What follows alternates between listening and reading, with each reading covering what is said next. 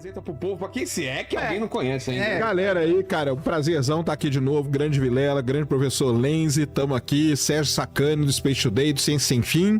Estamos aí, vamos trocar essa ideia sobre a tão famigerada física quântica, né?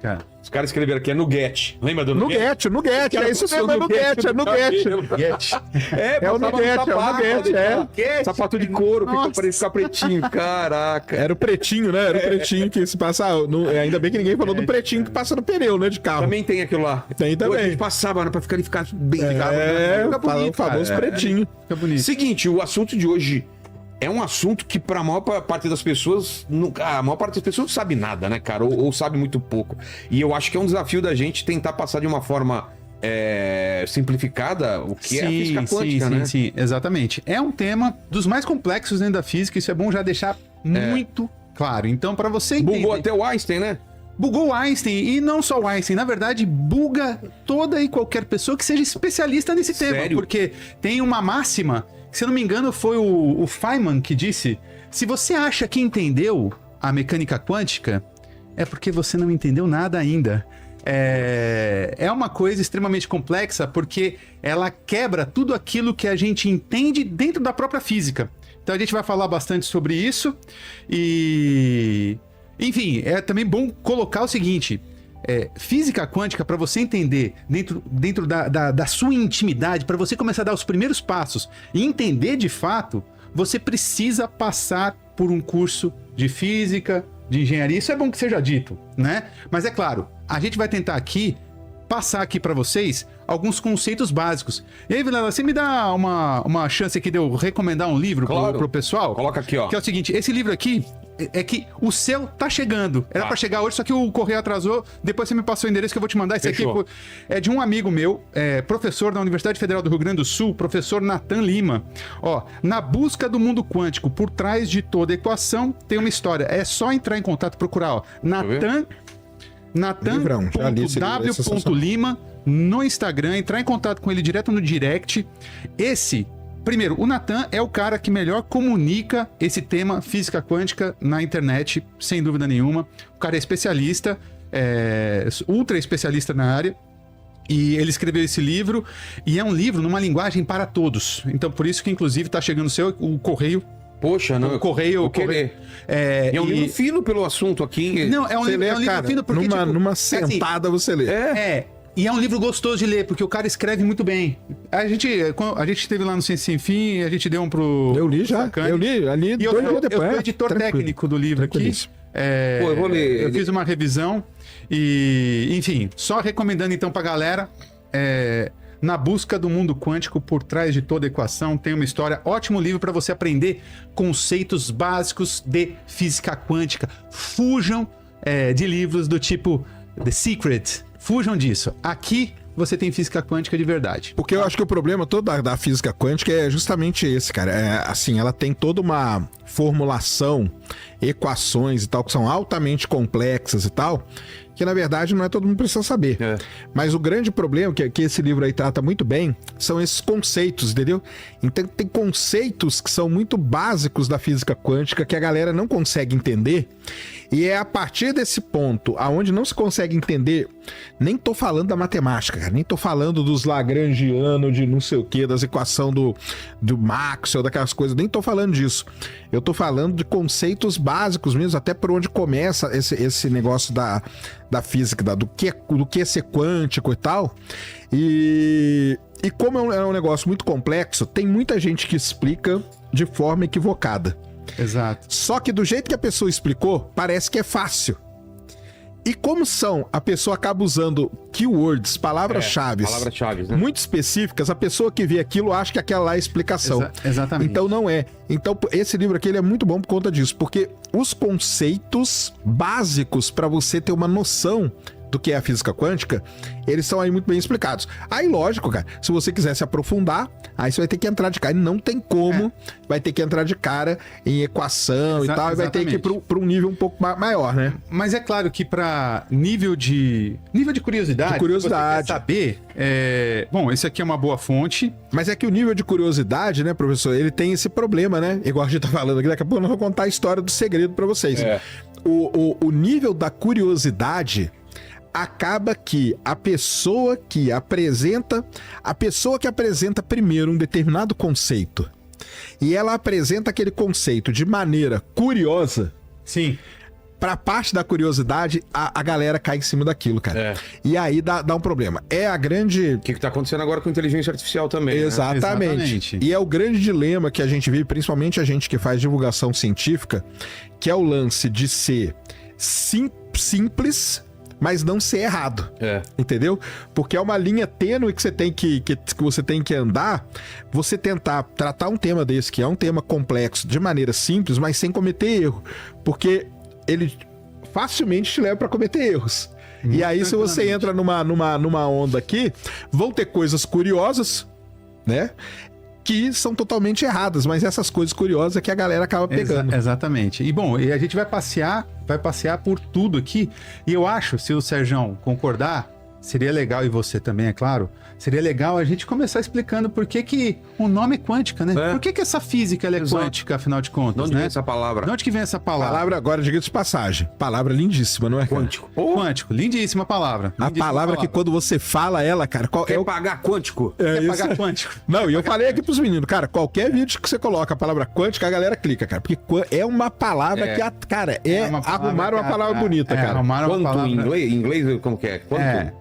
Ela vem justamente do quantum, que significa tipo uma quantidade, uma unidade de quantidade, certo? E só que de onde é que surgem essas ideias? Isso é bastante importante a gente começar falando então. Como é que surgem essas ideias?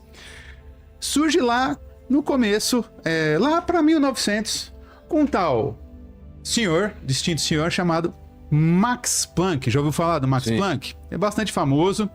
Ele é um físico alemão, se eu não me engano. Eu sempre esqueço as nacionalidades Max dos caras. Planck Mas é um físico alemão, confirmado aqui pelo Serjão. E os caras, naquela época...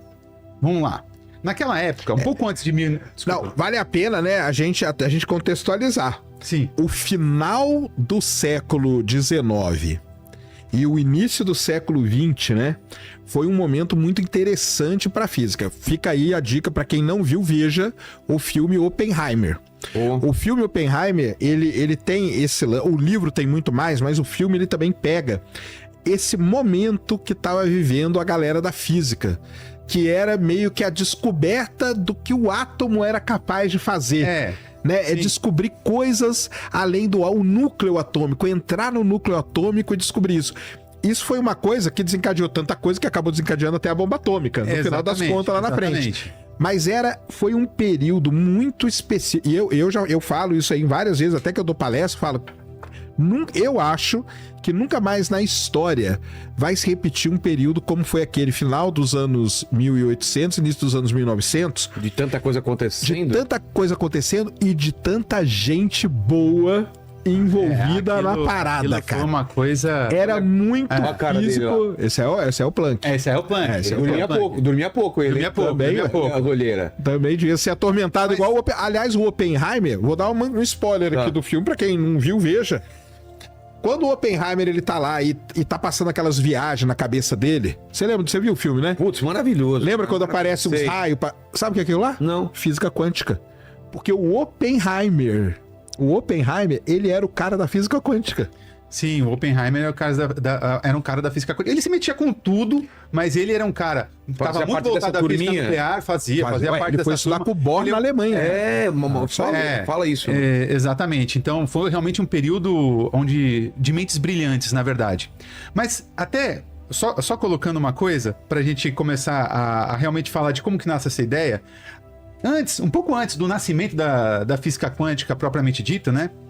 A física, ela estava vivendo um período onde os físicos da época, eles achavam que estavam vivendo um suprassumo. Você tinha três matérias dentro da física mais importante, que era o eletromagnetismo, que é aquela física das ondas, sabe? Propagação de ondas, essas coisas. Você tinha, por outro lado, também uma coisa que nós chamamos termodinâmica, que é a física das coisas, das transferências de calor, temperatura, essas coisas todas. E tínhamos a mecânica clássica. Só que, o que acontece? Os caras, com essa física, eles começaram a conseguir tatear alguns problemas. Aí um pouquinho mais complexo, depois o Sérgio me traduz aqui. Tá. Conseguiram começar a tatear uns problemas, um deles chamado radiação de corpo negro. Basicamente é o seguinte, a gente sabe que eu tô vestindo essa camiseta preta aqui, certo? Então, por que ela é preta? Porque ela absorve toda a luz. E ela reflete muita... Porque basicamente é isso, uma camisa verde, vem a luz branca, ela absorve todas as luzes e reflete a verde. Perfeito, exatamente e preto, isso. quase todas ficam quase aqui. toda. Porque não existe o preto absoluto que absorva todo, então ele reflete alguma coisinha. Exatamente. É por isso que a gente sente mais calor com a camisa preta na Exatamente. Por isso que você acaba sentindo mais calor com a camisa, com uma camiseta preta, então... Mas não com a Insider. Porque a Eu ia falar Insider regula a temperatura. Valeu. Aí, ó. Eu tava só esperando a deixa. Eu joguei a isso bola. aí, ó. Insider aqui, ó. Maravilhosa. Mas o que acontece? Então, tipo, a cor preta, ela absorve toda a luz, absorve também calor, e ela emite também radiação, só que ela emite radiação... Ela emite radiação, só que na faixa do infravermelho. Então, se você tá no escuro... O olho da gente não percebe. Você já viu? Você sabe aquelas coisas, tipo, tá tudo escuro, tal, você mete aquela câmera que pega na faixa do infravermelho, Sei. e aí você consegue começar a enxergar os movimentos e as coisas. Então, porque corpos, eles emitem radiação, que é uma radiação que está associada à temperatura do corpo. Radiação térmica, e aí, que a gente chama. Esse foi o grande problema que surgiu naquele período. E esse problema ficou conhecido como a catástrofe do ultravioleta. Por que acontece? Os caras conseguiam fazer eles não estavam conseguindo, tomada a física clássica, essa física que eu comentei aqui com vocês, eles não estavam conseguindo fazer uma boa descrição da radiação emitida por corpos escuros, por corpos negros, tomada essa física que era conhecida. Eles não estavam conseguindo. Então, tipo, quando você ia para frequências ou comprimentos de onda, usando um termo um pouco mais técnico, muito grandes, frequências muito grandes, você tinha um problema sério. Você tinha um problema sério que ninguém conseguia resolver. Então, tipo, era uma coisa assim muito louca. Por que tá acontecendo? E isso foi um grande problema naquele período. Sim. Então, vários físicos começaram a se debruçar para tentar... Não, vamos tentar explicar o porquê que tá tendo esse problema. Se você procurar aí, problema Black Body ou Black Body Radiation, que tem o gráfico, né? Catástrofe ultravioleta ou Black Body Radiation, você vai achar um gráfico só para o pessoal entender. O Lênin vai entrar em pânico procurar esse negócio aí. Eu vi na cara dele um pânico. Fala mais devagar aí o que Black, é procurar. Black Corporation. Black Body, B-O-D-Y, Radiation. Tá. Vai aparecer o quê? Vai aparecer o gráfico, que é o gráfico famoso dessa época aí, que é o gráfico Vamos explicar. Estamos falando de que década? De que década? Estamos falando de 1900. 1900, comecinho do século XX. Tá. Finalzinho do século XIX ali. O mesmo período do Oppenheimer, tá? Então, o que acontece? A gente tá vendo esse gráfico aí? Então esse gráfico aí, na verdade, ele já tá certinho. Eles vão dizer assim, ele já tá corrigido de acordo com a... Na verdade, assim, isso é o que é realmente experimentalmente previsto. Só que na física clássica... temperaturas de cor? Aquele 3.000 K, o que é isso? Temperatura, Kelvin. Tá, em Kelvin. 3.000 Kelvin, 4.000 Kelvin, 5.000 Kelvin, 6.000 Kelvin, isso aí tudo é temperatura. Tá? E cada corpo, dependendo da temperatura, ele vai emitir uma radiação em diferentes frequências com uma intensidade como tá mostrando aqui. Olha, a luz visível é muito pequena a faixa, né? É muito pequena. Violeta pra cá. É muito pequenininha. E de lá pra lá é o infravermelho. Infravermelho. Aí tem as outras, né? Raios gama, raios X e tudo. Tá tudo pra fora aí da parte tá tudo pra lá, Mas quando a gente toma o gráfico... isso aí vamos supor que então sejam os dados experimentais. Tá. O fato é que, quando os caras, tomando a física clássica, aquela física ali do final do século XIX, para tentar explicar isso, eles não conseguiam. Eles não conseguiam descrever, fazer uma boa descrição teórica dessas curvas. Então veio o Max Planck. Eles observavam e não conseguiam descrever. Eles observavam isso e não conseguiam descrever isso teoricamente. Ou seja, então, o que isso significa? Que eles não entendiam o que estava acontecendo ali. Com as informações da época. Exatamente, com aquelas informações da época. E aí veio o Max Planck. E o que o Max Planck fez? Então eu vou usar uns termos, depois eu vou explicando aqui o que são esses termos. O Max Planck, depois de muita tentativa e erro, eu vou usar o termo aqui, ó, discretizou o campo, ele discretizou o espectro eletromagnético. Doído, né? Falar em discretizar. O que é discretizar alguma coisa? O que é discretizar? Uma vez eu fui numa rádio e eu consegui explicar o que é discretizar. Basicamente, imagina o seguinte. Você tá numa escada, tá? Você vai subir uma escada, tá? Eu tô dizendo, ele discretizou o espectro eletromagnético, ele discretizou a energia emitida por essa a energia da radiação emitida por corpos negros. Então, mas o que é discretizar? Basicamente é o seguinte, imagina que você tá numa escada. Tá. Você sobe um degrau, outro degrau, e você vai subindo. Você consegue assumir, vamos dizer assim, alturas intermediárias entre cada degrau? Assumir como assim? Tipo, você consegue parar o seu pé entre um degrau e outro? Não tem apoio pra isso. Não tem apoio pra isso, você não consegue. Então a gente diz que uma escada, ela é discretizada com relação à altura. Tá. Então cada hora você sobe um degrau, você tá numa altura. Sobe outro degrau, você não consegue tomar uma altura intermediária entre os degraus. Perfeito? Perfeito.